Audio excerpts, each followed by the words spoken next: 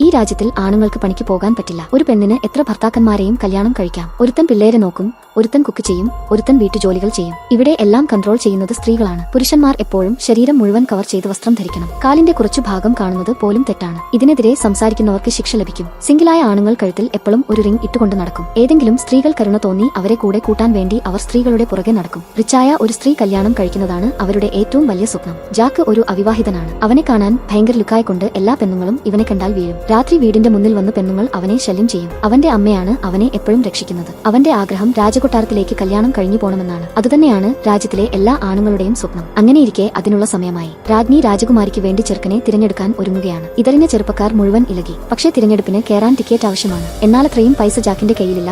അതുകൊണ്ട് അവന്റെ അച്ഛൻ അവനു വേണ്ടി മാറ്റിവെച്ച സ്വത്തിന്റെ കാര്യം അന്വേഷിച്ച് അങ്കിളിന്റെ അടുത്തേക്ക് പോയി. എന്നാൽ അങ്ങനെ ഒരു സ്വത്തില്ലെന്ന് അയാൾ പറഞ്ഞു. ജാക്കിനത് കള്ളമാണെന്ന് മനസ്സിലായി. അവനിത് റിപ്പോർട്ട് ചെയ്തു. അധികം താമസിയാതെ പോലീസുകാരികൾ അവിടേക്ക് വന്നു. അവരവിടെല്ലാം അരിച്ചുപെറുക്കി. അപ്പോൾ അവിടെ സ്ത്രീകളുടെ നിയമങ്ങൾക്കെതിരെ അയാൾ കവിതകൾ എഴുതിവെച്ചിരിക്കുന്നത് അവർ കണ്ടു. ജാക്കിന്റെ ഈ ധീരത കണ്ട് കമാൻഡിംഗ് ഓഫീസർ അവന് പാലസ് സെലക്ഷൻ കയറാൻ ഒരു ടിക്കറ്റ് കൊടുത്തു.